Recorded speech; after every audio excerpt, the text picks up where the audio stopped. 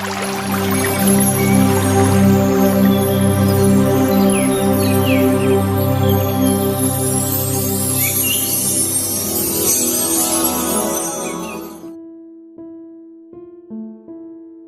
viewers,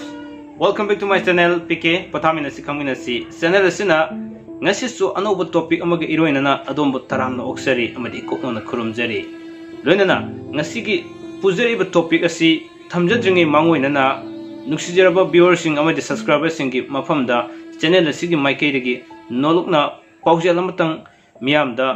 khanganjagi amadi request tawjage madudi PK channel asina thajariba blog sing asi channel gi ayaba yaudana tongan tongan ba kogi social media sing da habidi Facebook page amadi to social media sing da thagat pa ke ama yam thengnare masi yari makhedi download torga thagat pi basi to bigano habasima ahan makta da ngasi gi miyeng ta biri sing mafam da no lungna khanganjari maramdi aina thagat jari basi su yam wana thijaraga thagat jabna maram oraga ain he thagat khibaga somda Facebook da amuk download torga thagat pirako ke ama yaubisina maram oraga aingonda igi channel asi kitang problem khra leiba hetare maduna mayam khangminaba amadi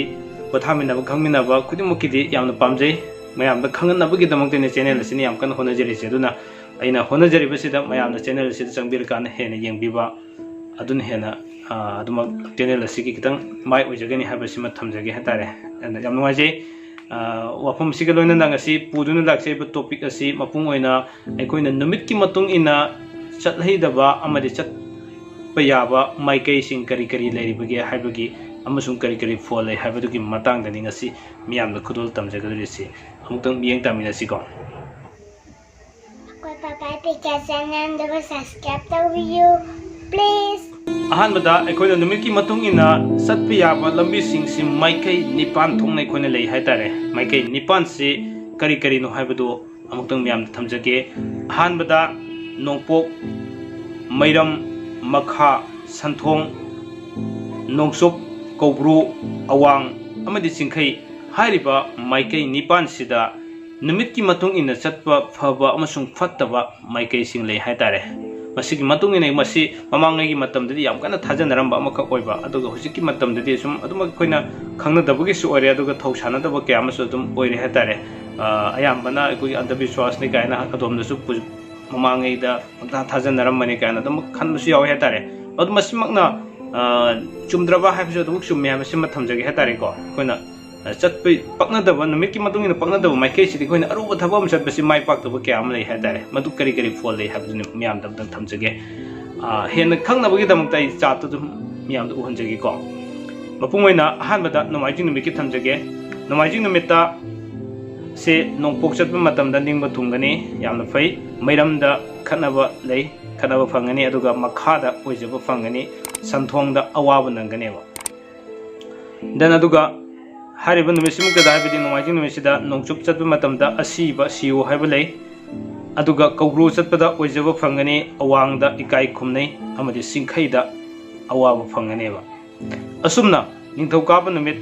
asi nongpokta asiba lei aduga mairamda ikai khumnei makhada ikai khumnei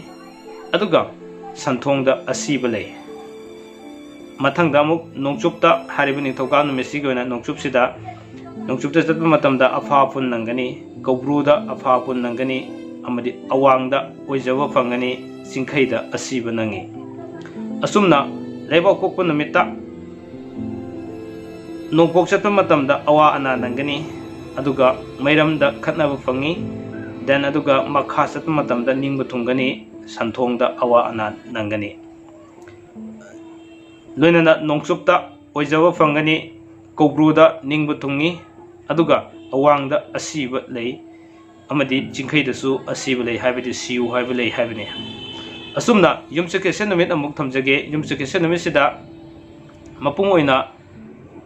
nongpok chatpa matamda ningbu tungu haiba lei aduga mairamda awaba nangu haiba lei makhada asiba nangu haiba lei aduga santhongda awaba nangu haiba lei asumna amuk nongchupta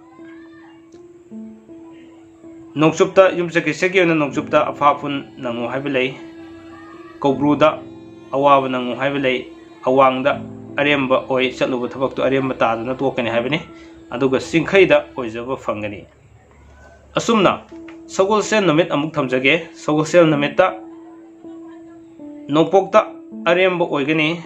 aduga mairamda afapun nangani makhada awa ana nangani santhongda marup sanaba unagani phangani asumna Sagolsel numit sida nongchupta satpa matamda ikai khumnaba phangani habidi mayamni ikai khumnai asumna Kobru dasu ikai khumnagani aduga awangda lan phangani singkhaida awaba phangani asumna irai numita mu khoni yengsi irai numita yengma matamda nongpokta ningmu tungu haibalai aduga mairamda afapun nangu haibalai aduga makhada oijaba phangi santhongda nungaiba phangi irai numit sigi amuk nongchupsida aremba oi Kobruda amangba oi aduga awangda aremba oi loinana singkhaida marup unai asumna aroibada sayol sigi leiriba numaijing ni thokaba leba kokpa yumsekisa sawolsil irai haikraba matung sida thangjin numit ki oina thangjin numit sida nongpok chatpa matamda aki akhang leigani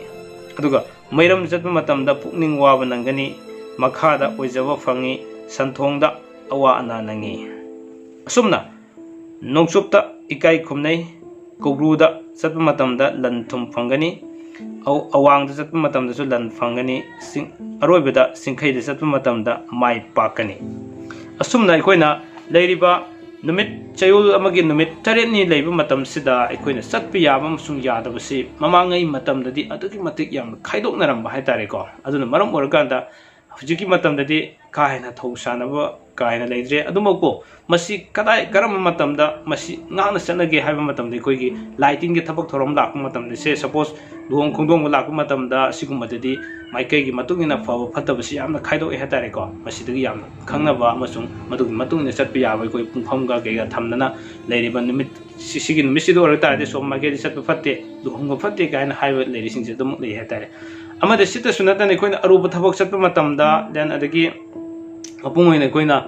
yumban mari thamnabagi nupi ngang sen khotpagi matam leibe leidana sidaso si maikei sigi nupi oiba targa sidi chelakpa natraga lawba matamda si numi sido taradi tungda siguma afaba phol leiba leidaba dusu adum leidaba nati lei hatari ko haijariba mayam singsi mayamda kariguma kitang kanaba phangada khanjaduna mayamda aina thengnajaba laik sidagi adum mayamda kudol tamjabani loinana kudol tamjaba matam sida soikibala kiba kya yarogasu amati masida mayamna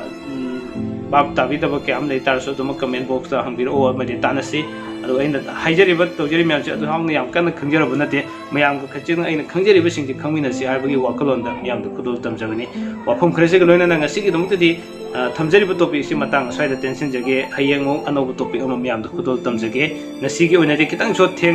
thengjakre asin ma thabak khra leibana adu ko ngasigi oina ma kudul am tam ngamjari si adu matik yam channel asing mai ke yam wajai adu ko